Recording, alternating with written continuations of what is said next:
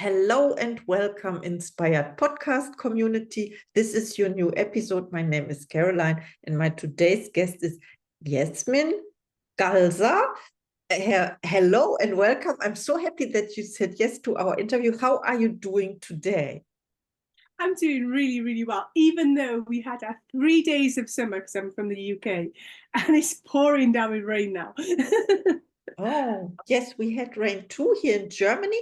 And I want to introduce you a little bit to the audience. Just a second. Okay, you are an imagination expert and coach, and you use brand new perspectives on manifestation. What I like to know is I like to know more about that. Okay, so where it began is in 2002, my body attempted to reject my heart. So to cut a long story short, it was like painful, like so painful that you can't imagine. Okay, so I was out of it for a while because they just put morphine in my vein because I couldn't cope with the pain.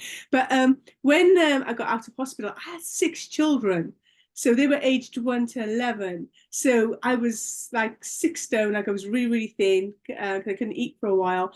And it felt like this claw was around my heart and squeezing it tight, and then if I did anything like my heart, because I had heart failure too, it would feel like I was drowning. So I was not in a good place. And they had a dad, but he was stuck on his computer, bless him. Like, he's not a bad person, he just was not in this world. So anyway, so what I did, right, I created a world. Like, I didn't know what I was doing. It was pure fluke, guys, and you don't have to believe it too, but you create a world. And in this world, it looked a lot like my beach by there, So, but in this beach, my kids, they appeared as little cute creatures. But that meant that there wasn't any cooking, and there wasn't any dishes, and there wasn't any uniform, and there wasn't any school runs. So in this setting, it was just beautiful, and I had no pain. So whenever I could, when I couldn't cope, I would go off into this little world where and play hide and seek with my kids and play with them in the sea, and we'd swim, and we just have the most amazing amount of fun.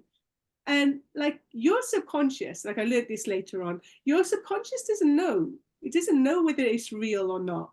So whereas the doctors were telling me I had 5 years to live, like, I didn't want to believe them, but I'd squeezed everything I could into those years while my kids could see, well, while I was alive, I guess. And slowly, guys, and when I left the hospital, I was taking 22 pills keeping me alive, and now I'm on 0. I'm not saying I'm perfectly healthy. I am when I'm in Barbados, but in the UK it's cold and damp, and I do have a cough, and I do have like tiny, but nothing like the claw holding my heart, and nothing like the drowning of the heart failure thing. This, and I didn't believe it. I didn't believe what it could do. I didn't even know it could do. So in 2020, I experimented. I was brave enough to put an event on Facebook, and about 5 or 6 people turned up, and I experimented with these people, and it worked. So I put myself, I wrote bucket lists, and I wrote another bucket list, and I wrote a fear list, because I wasn't this Yaz, and I really needed to show and share that life could be so much fun. Because when I was in that other world, all I was doing was having fun, and it was blissful, and it was just amazing. Like, I felt like I belonged. I felt loved. I felt accepted. I wouldn't even think about those things. It was just pure bliss in that world. And then now in this world, it's like a match, a vibrational match. It's just amazing how easy it works. So I wanted to pop on with you, Caroline, because it's just so much fun. Oh, thank you so much. And I can imagine now as well, because I see it in your background and what you mean. So you create a place within your mind you can go to when you are not feeling well, and you are doing this with your clients as well. Yeah, and the results are awesome, because we're stuck in our humanness. And Mhm. then once you're a human, you've got all these bills, and you've got all these, you know, if you're a coach, you've got all these deadlines, and you've got all this stuff, and you know, you've got like relationship stuff, you know. But when you go into this world, you don't have to take any of that. It doesn't go with you. So it's fresh and new and clean and fun, and you don't have to pay the bills in that world. You don't have to do the school runs. You don't have to feed the kids in that. I mean, you do when you come back. You know, I did feed my kids, but it's just pretty awesome, and because it's so playful. Those of you that know about the inner child, and those of you that know that our subconscious, our programs, are created from 0 to 7. Well, basically our inner child runs the show. And when we're playing, and when we're having fun, and when we're creating, and when we're loving, and which that inner child feels heard, we feel heard. And it just changes all the timelines we've been through, because it's just like this magicalness that we feel whole, you know, in that world. And the universe, or whatever you believe in, your subconscious or serendipities or the quantum field, whatever you believe in, it just has to match that frequency. So when you start doing it, it's kind of like, oh, this is kind of fun. But then when you get the hang of it, it gets more fun and more fun and more fun. And then you can put all the scenarios that you've never had, but you've wanted from this world, and you can put them in that world. And then you can rehearse them over and over again. Then you dial them up. And this world has to match it. So it's just pretty magical. Yes, I'm totally in that place now. And I feel so good talking to you. Thank you so much. And I have, of course, another question. It's, who inspires you? Did you have coaches or mentors for yourself? I had quite a few coaches, but at the moment, my coach is Riley, and she really loves this. She really believes in this. She really believes in me. So it's really, really nice to have somebody that, because this is different than anything out there. It's a little different. I mean, like the greats like Joe Dispenza and Abraham Hicks, and like, oh, you know, they all teach this stuff. Bashir, they teach it, but they don't actually share how, you know. So like, I'm leaving out a few secrets, so you know, so I'll tell you one. Okay, another word for imagine is pretend. So there's a lot of pre-work before you go into the imagining, because if you take your baggage into this world, as much as it amplifies the bliss, it also amplifies the baggage. So you don't want to do that.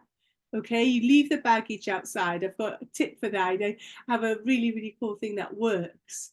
But yeah, because when I was in Barbados, in 2020, throughout the pandemic, like there was a volcano eruption. The whole island was full of like this volcanic plume, and it looked apocalyptic. It was crazy. So I wanted to be in paradise, but a paradise is not a paradise when your loved ones are not there, you know. So I came home, my loved ones grew up, and I'm ready again. You know.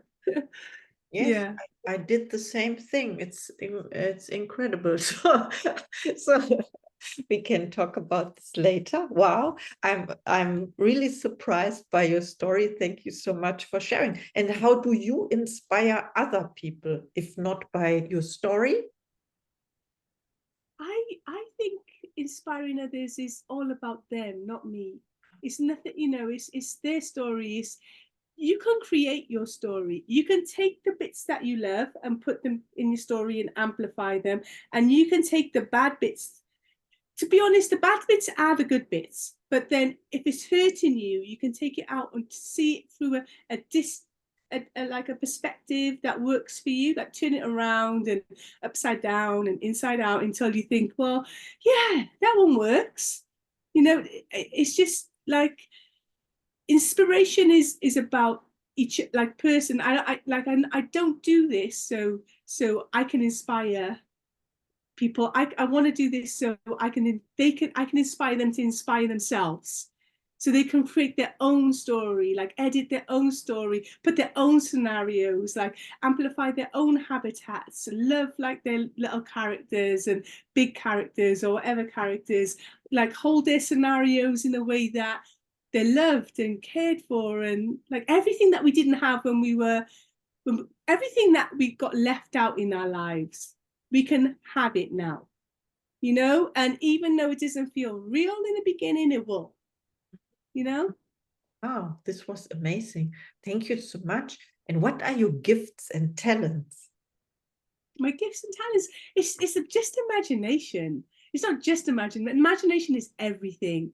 Like I think if you want to take this further, like write down your worst fears, because I couldn't be this Yaz, like talking to you like this, if I didn't face my fears, you know. So I wrote down my fears and I did them, you know, like, and I did them again and I did them again, because I was so frightened of talking to you guys. It's like, what if they don't believe me? What if this and what if that?